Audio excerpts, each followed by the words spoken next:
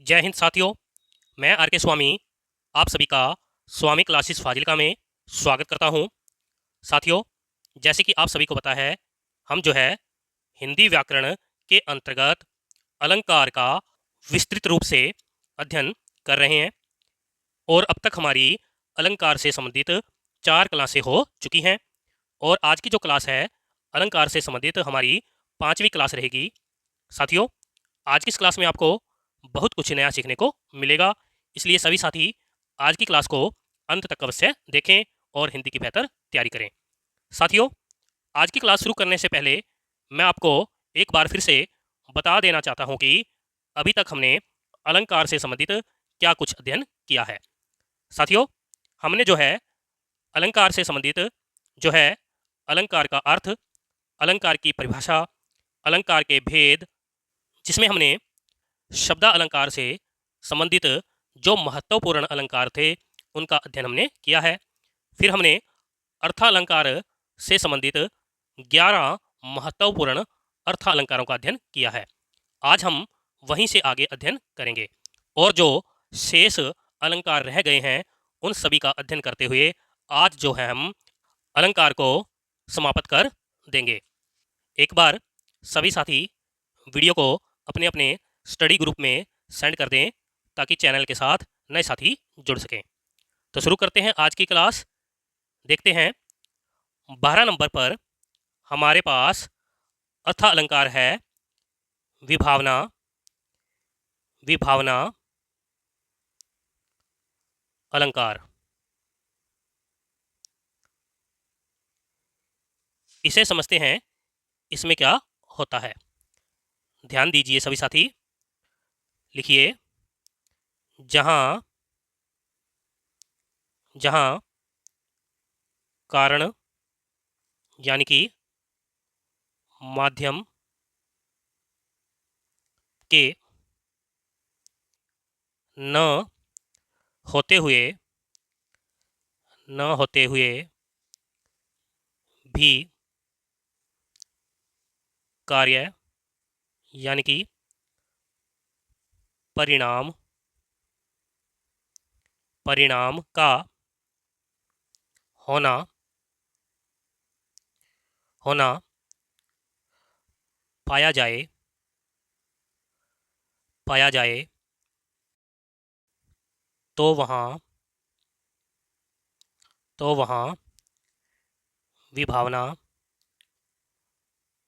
तो वहाँ विभावना अलंकार होता है।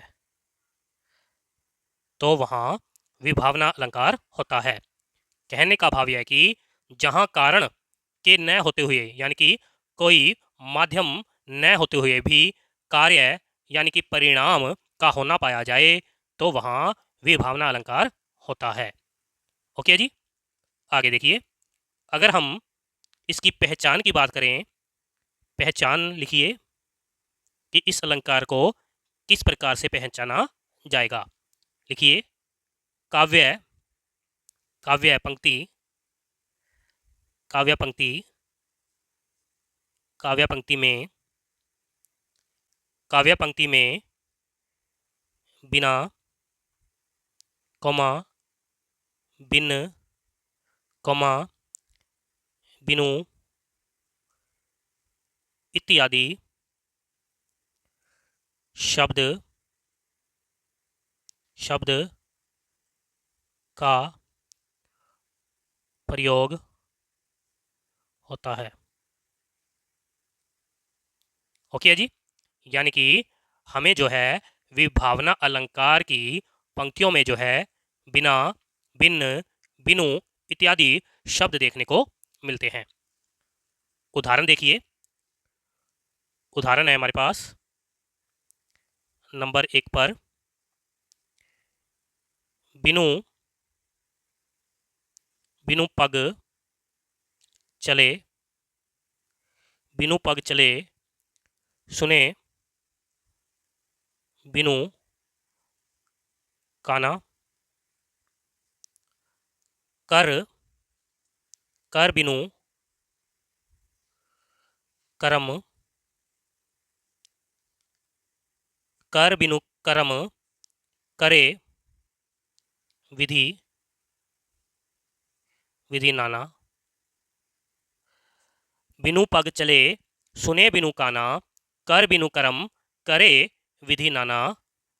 अगर हम इस पंक्ति में देखें तो इसमें जो है कारण के न होते हुए भी कार्य का होना पाया जा रहा है, और इसके साथ हमें जो है इन पंक्तियों में बिनु शब्द देखने को भी मिल रहा है, इसलिए इन पंक्तियों में विभावना अलंकार है। जैसे देखिए, बिनु पग यानी कि बिना पैरों के चले, यानी कि बिना पैरों के चलता है। सुने बिनु काना, बिना कान के भी वह सुनता है। कर, कर यानी हाथ, बिना हाथ के कर्म यानी कि कार्य करे। विधि नाना यानी कि भिन्न भिन्न प्रकार के। कहने का भाव यह कि यहाँ पर इन पंक्तियों में बिना पैर के चलता है, बिना कान के भी सुनता है, और बिना हाथ के वह भिन्न भिन्न प्रकार के कार्य भी करता है। यानी कि इन पंक्तियों में जो है बिना माध्यम के, यानी कि माध्यम के न होते हुए भी परिणाम हमें देखने को मिल रहा है, इसलिए इन पंक्तियों में जो है विभावना अलंकार है। ओके जी, आगे देखिए, हमारे पास नंबर 2 पर उदाहरण है, नाची, नाची अचानक, नाची अचानक ही उठे, बिनु बिनु पावस, बिनु पावस वन मोर। अगर हम इन पंक्तियों में देखें तो इन पंक्तियों में भी हमें कारण के न होते हुए भी कार्य का होना पाया जा रहा है, और साथ में बिनु शब्द देखने को भी मिल रहा है, इसलिए इन पंक्तियों में विभावना अलंकार है। कहने का भाव यह कि बिना पावस यानी कि बिना वर्षा ऋतु के, यानी कि बिना वर्षा के जो वन मोर है वह नाचने लग गए हैं, यानी कि नाचने लगे। बिना वर्षा के होने पर भी जो वन के मोर है वह नाचने लगे, यानी कि अचानक ही वह नाचने लगे। इन पंक्तियों में विभावना अलंकार देखने को मिल रहा है। ओके जी, कर लोगे सभी।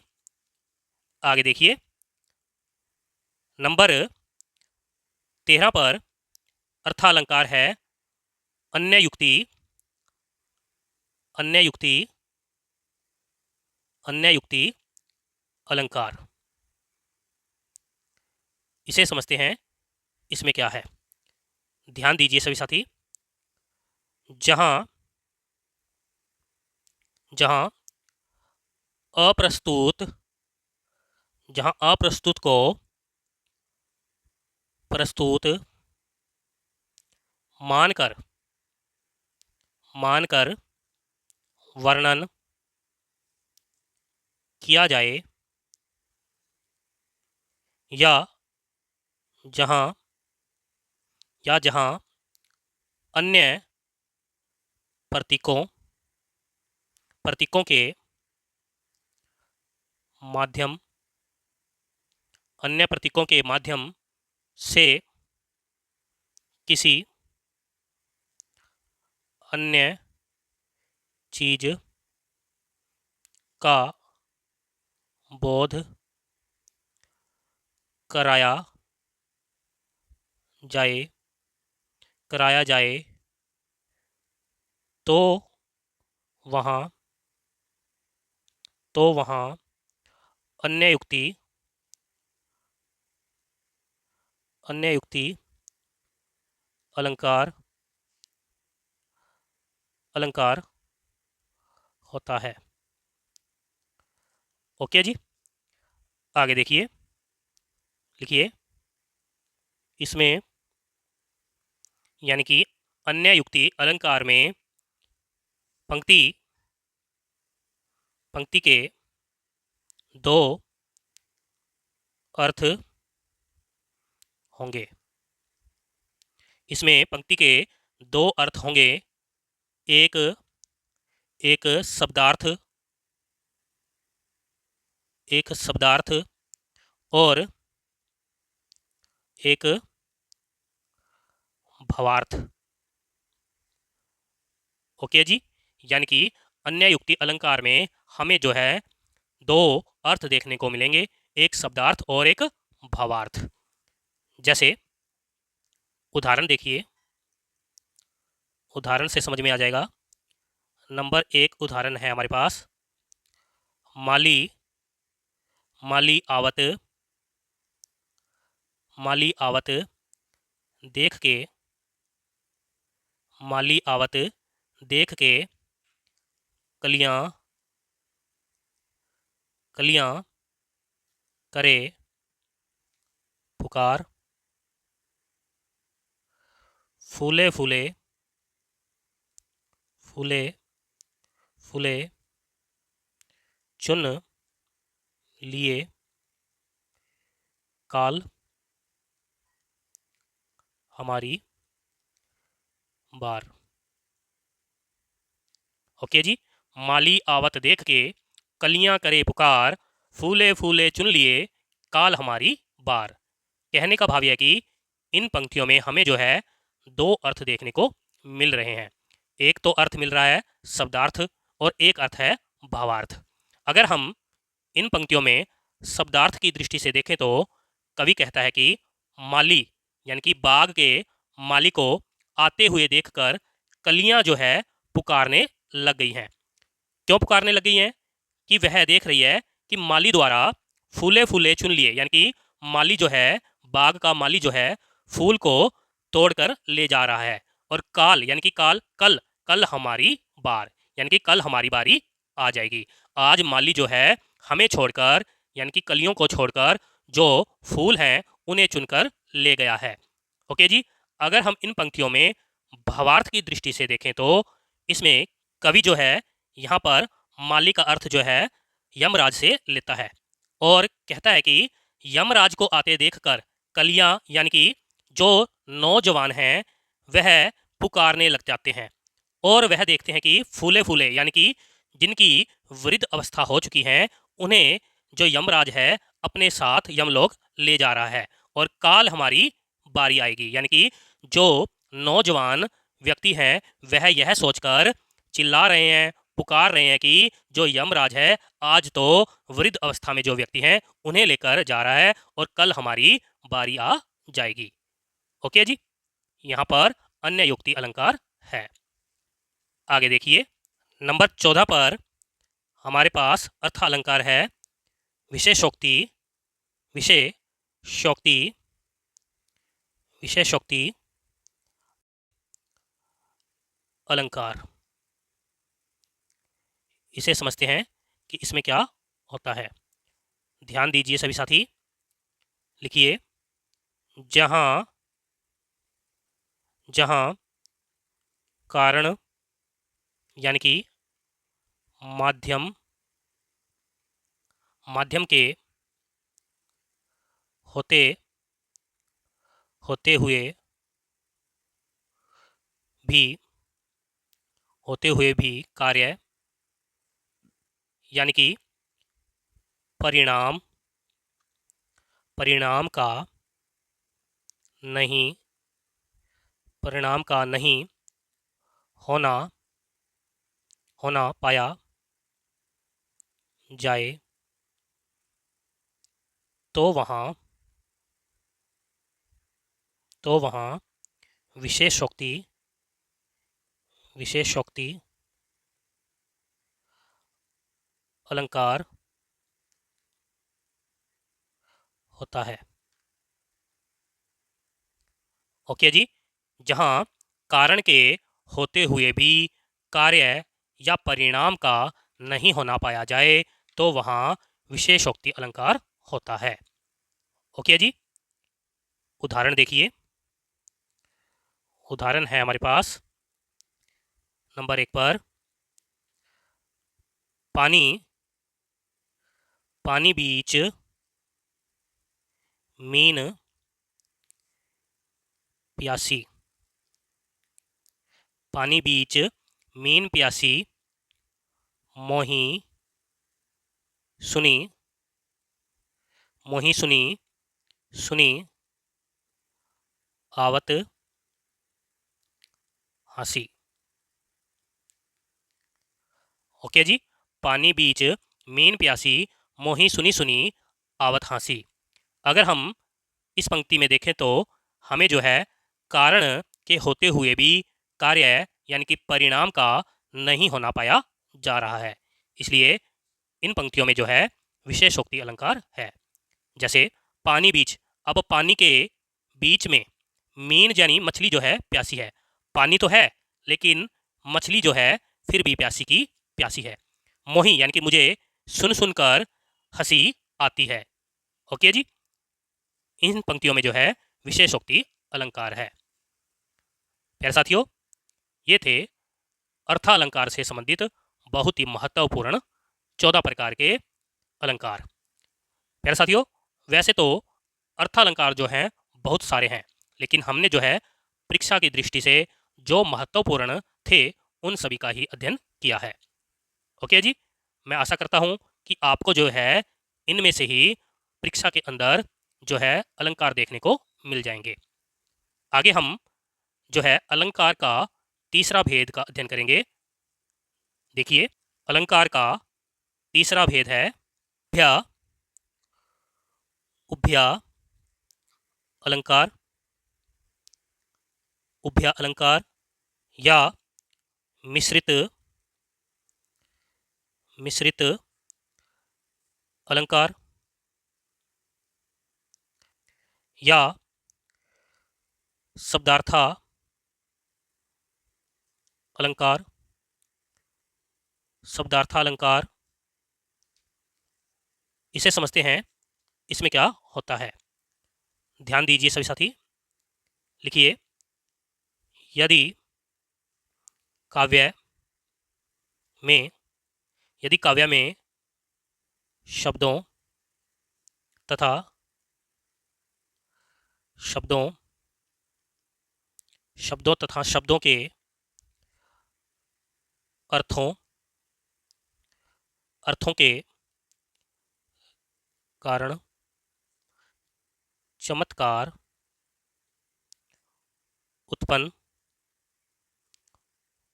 हो तो हो तो वहाँ हो तो वहाँ उभ्या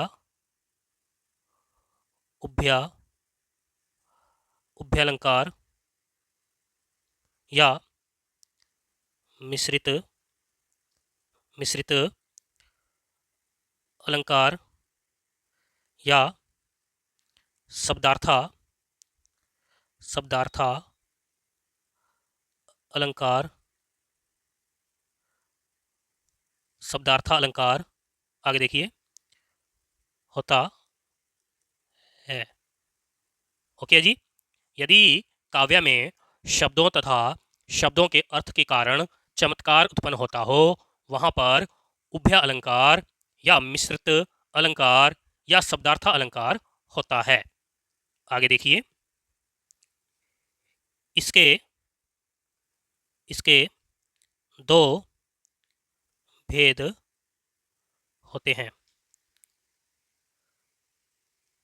यानी कि उभय अलंकार के आगे दो भेद किए जाते हैं। नंबर 1 पर है संकर संकर अलंकार। नंबर 2 पर है संसृष्टि संसृष्टि अलंकार। ओके जी। इन्हें समझते हैं इनमें क्या होता है। ध्यान दीजिए, नंबर 1 पर हम देखते हैं संकर संकर अलंकार को। ध्यान दीजिए सभी साथी। लिखिए, जहां जहां एक ही जहां एक ही स्थान जहां एक ही स्थान पर एक से अधिक एक से अधिक अलंकार अलंकार नीरक्षीर नीरक्षीर वत मिले हुए हो तो वहाँ वहाँ संकर अलंकार होता है। यानी कि जहाँ एक ही स्थान पर एक से अधिक अलंकार मिले हुए हों, यानी कि जिनको अलग करना बहुत ही मुश्किल हो, वहाँ पर संकर अलंकार होता है। ओके जी, इसे हम इस प्रकार भी समझ सकते हैं। लिखिए, इस इस अलंकार में कई इस अलंकार में कई प्रकार के अलग अलग अलंकार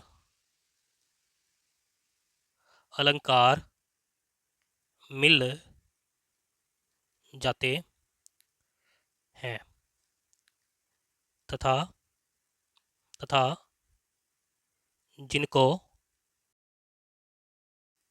जिनको बाद में अलग अलग अलग अलग करना मुश्किल मुश्किल होता है। ओके जी, यानी कि संकर उभय अलंकार में हमें जो है कई प्रकार के अलंकार देखने को मिलेंगे, लेकिन जिनको हम अलग अलग नहीं कर सकते हैं, यानी कि उन्हें अलग करने में हमें जो है बहुत ही ज़्यादा मुश्किल होती है। ओके जी, उदाहरण देखिए, उदाहरण से आपको समझ में आ जाएगा। उदाहरण हमारे पास चिकुर निकर तम सम पुन आनन पुनिम पुनिम शशि नयन नयन पंकज नयन पंकज के पति आओत एक ठाम रघु बंसी।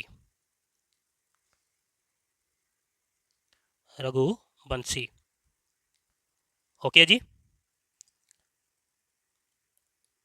अब इन पंक्तियों में जो है हमें जो है एक से ज़्यादा अलंकार देखने को मिल रहे हैं, यानी कि इन पंक्तियों में हमें जो है अनुप्रास अलंकार और रूपक अलंकार, सम लगने के कारण उपमा अलंकार, यानी कि एक से अधिक अलंकार देखने को मिल रहे हैं।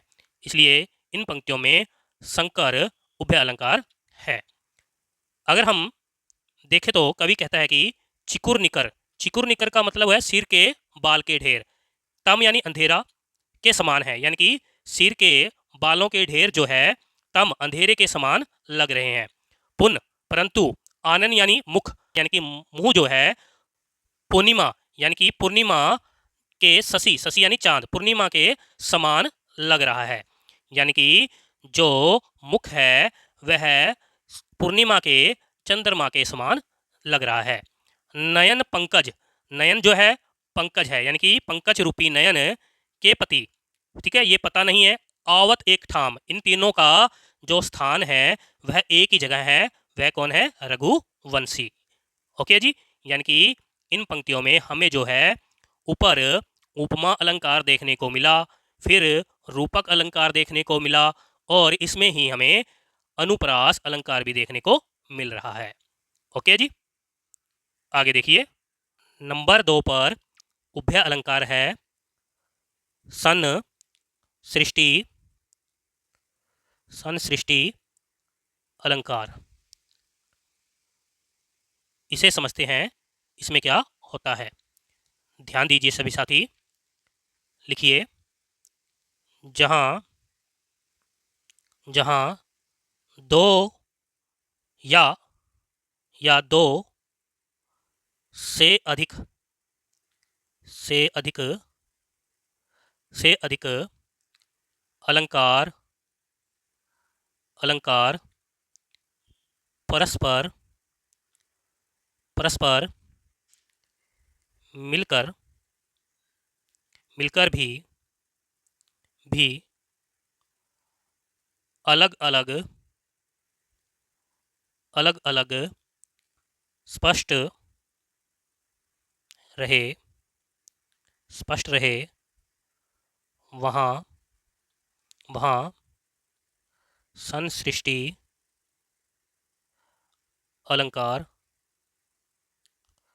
अलंकार होता है।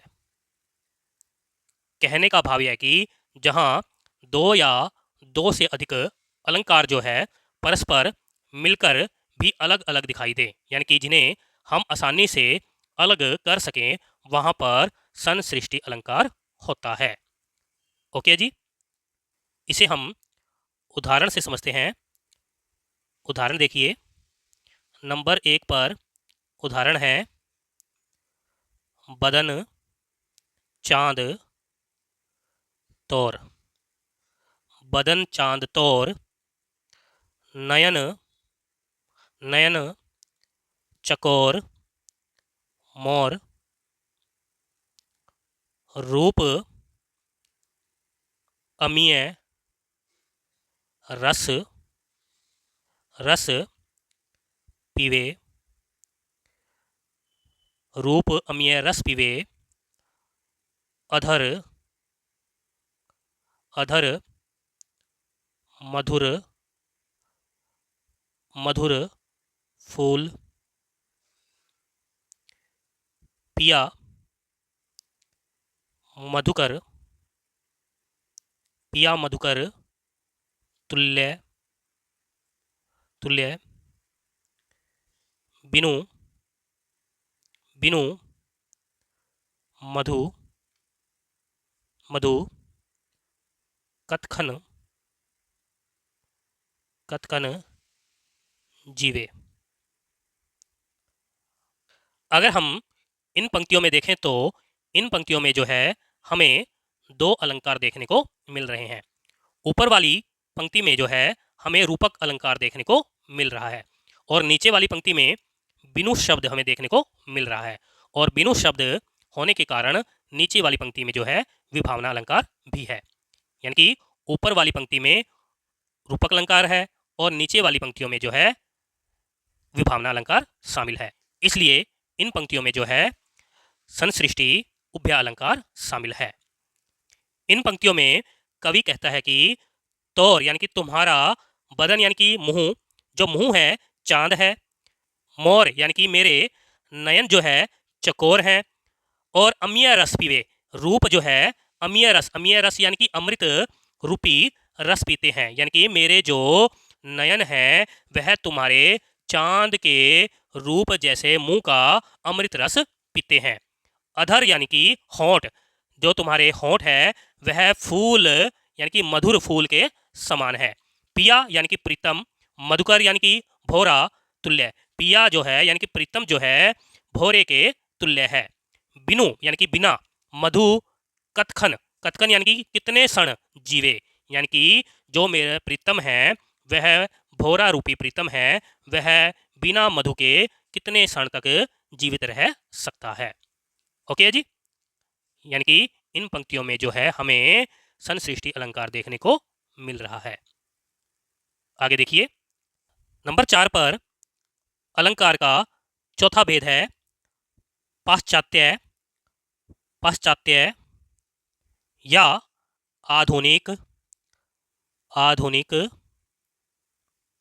आधुनिक अलंकार।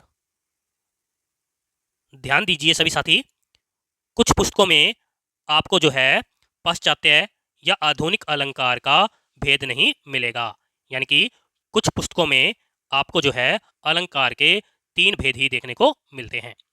कुछ विद्वान जो है पाश्चात्य या आधुनिक अलंकार के अंतर्गत जो अलंकार आते हैं उन्हें जो है अर्थ अलंकार के अंतर्गत ही अध्ययन करवाते हैं। यहाँ पर हम उनको थोड़ा सा अलग करके अध्ययन करेंगे। ध्यान दीजिए सभी साथी। तो देखते हैं इसमें क्या होता है।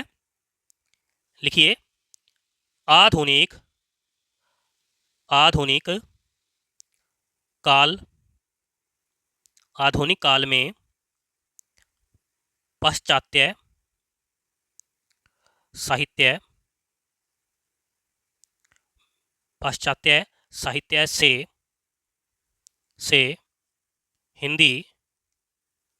हिंदी भाषा में आए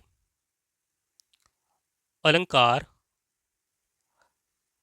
आधुनिक काल में पाश्चात्य साहित्य से हिंदी भाषा में आए अलंकार ही आधुनिक या पाश्चात्य अलंकार कहलाते हैं। ओके है जी। आगे देखिए, इसके यानी कि पाश्चात्य या आधुनिक अलंकार के अंतर्गत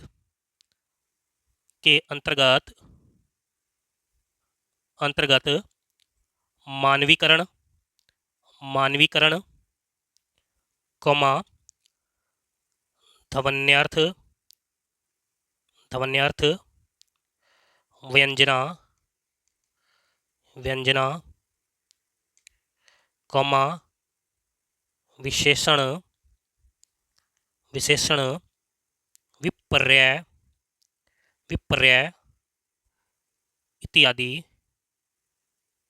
इत्यादि अलंकार आते हैं। ओके जी। यानी कि पाश्चात्य या आधुनिक अलंकार के अंतर्गत जो है मानवीकरण, ध्वन्यार्थ, व्यंजना, विशेषण, विपर्य इत्यादि अलंकार देखने को मिलते हैं। इन्हें हम आगे अध्ययन करेंगे। ध्यान दीजिए, नंबर 1 पर हम लेते हैं मानवीकरण अलंकार। ध्यान दीजिए सभी साथी, कुछ पुस्तकों में यह अलंकार जो है आपको अर्थ अलंकार के अंतर्गत देखने को मिलेगा, क्योंकि कुछ विद्वान जो है इस अलंकार को अर्थ अलंकार मानते हैं। ओके जी। तो देखते हैं इसमें क्या होता है। लिखिए, जहां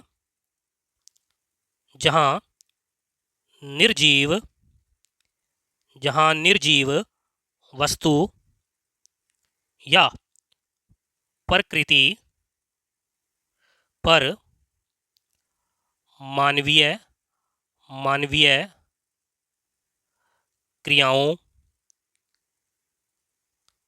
क्रियाओं या चेष्टाओं का आरोप किया जाए या प्रकृति को मानव की तरह चेतन या सजीव आगे देखिए, सजीव बताया जाए तो वहाँ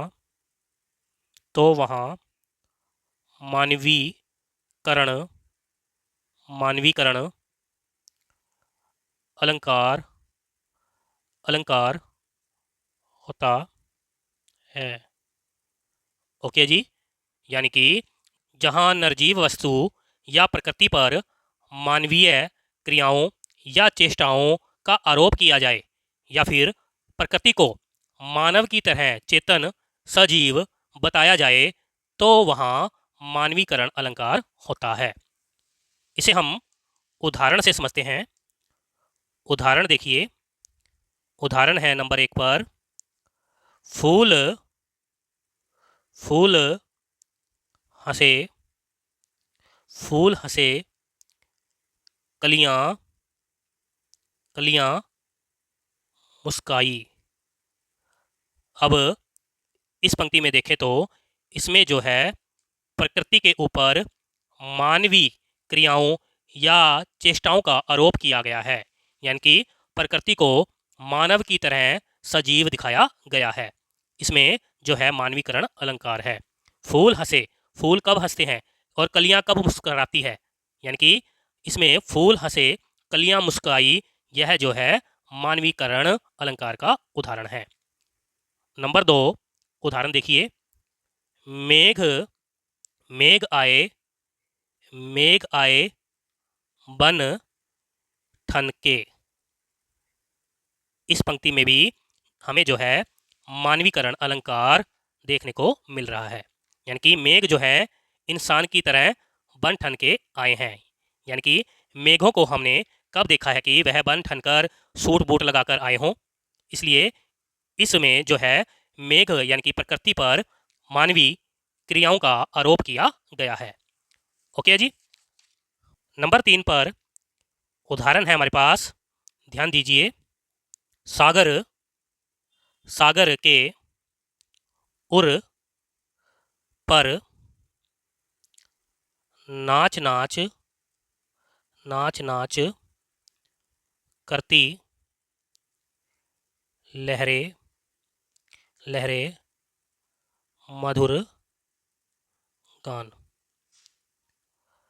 अब हम इन पंक्तियों में देखें तो इन पंक्तियों में भी हमें मानवीकरण अलंकार देखने को मिल रहा है, यानी कि सागर के उर यानी हृदय, सागर का हृदय नहीं होता है लेकिन इन पंक्तियों में दिखाया गया है। उर यानी कि मानव की तरह सागर का भी हृदय दिखाया गया है, और उसके ऊपर नाच नाच करती लहरें मधुर गान के रूप में भी दिखाई गई है, यानी कि लहरें कब मधुर गान करती हैं और वो कब नाच करती है, यानी कि इन पंक्तियों में जो है प्रकृति के ऊपर मानवीय क्रियाओं का या चेष्टाओं का आरोप किया गया है, इसलिए इन पंक्तियों में मानवीकरण अलंकार शामिल है। ओके जी, आगे देखते हैं। नंबर 2 पर ध्वन्यार्थ ध्वन्यार्थ व्यंजना ध्वन्यार्थ व्यंजना अलंकार, इसे समझते हैं इसमें क्या होता है। लिखिए, जहां जहां पंक्ति पंक्ति में जहां पंक्ति में ऐसे शब्दों का प्रयोग किया किया जाए जिनसे जिनसे वर्णित वस्तु प्रसंग का ध्वनि ध्वनि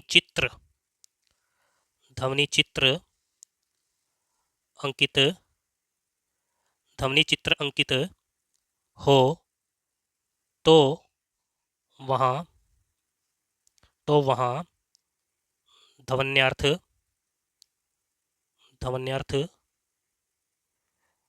व्यंजना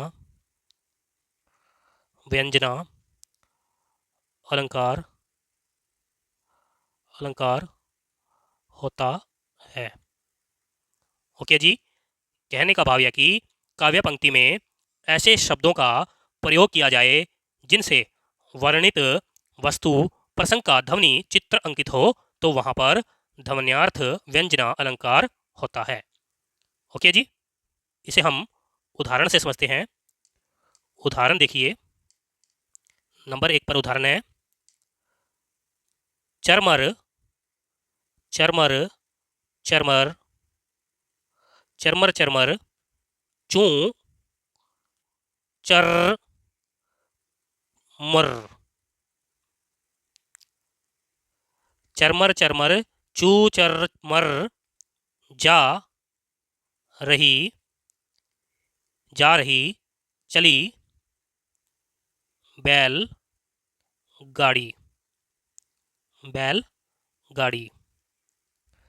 चरमर चरमर चू चरमर जा रही चली बैलगाड़ी।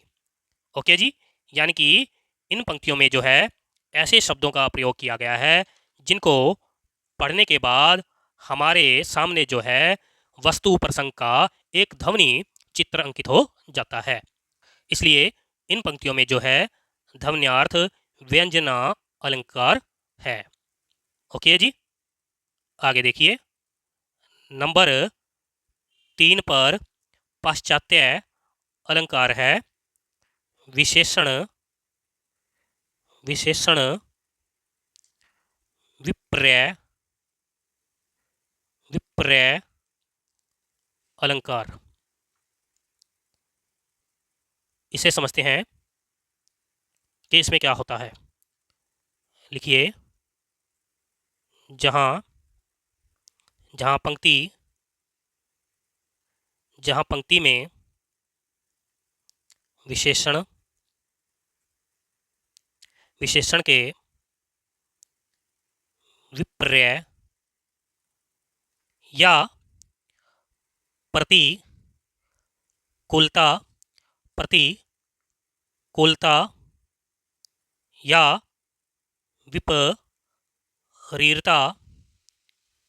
विपरीतता का स्थान बदल दिया जाए तो वहाँ विशेषण विपर्य आगे देखिए, विपर्य अलंकार होता है। ओके जी, जहां पंक्ति में विशेषण के विपर्य का स्थान बदल दिया जाए तो वहां विशेषण विपर्य अलंकार होता है। उदाहरण देखिए, उदाहरण है हमारे पास, इस करुणा कलित हृदय में अब विकल रागिनी बजती है। ओके जी, इस करुणा कलित हृदय में अब विकल रागिनी बजती है। इस पंक्ति में जो है हमें विशेषण विपर्य अलंकार देखने को मिल रहा है, क्योंकि इस पंक्ति में जो है विशेषण के विपर्य का जो है स्थान बदल दिया गया है। यानी कि हृदय जो है करुणा कलित है और उसमें विकल रागिनी बजती दिखाई गई है। जो हृदय है वह तो करुणा कलित है और उसमें विकल रागिनी कैसे बज सकती है। इसलिए इन पंक्तियों में जो है हमें विशेषण विपर्य अलंकार देखने को मिल रहा है।